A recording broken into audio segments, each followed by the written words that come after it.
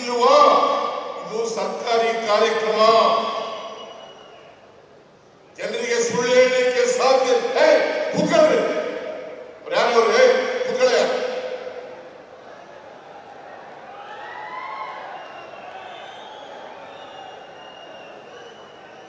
ಬೇಟ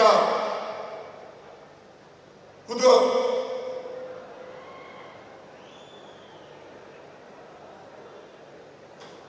20-25 ನಿಮಿಷ ಕೂತ್ಕೊಳ್ಳಿ.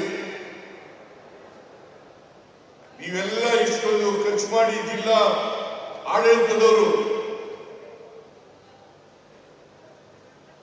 ಖರ್ಚು ಮಾಡಿ ಇಷ್ಟೊಂದು 2578 ಕೋಟಿ ರೂಪಾಯಿಗಳನ್ನ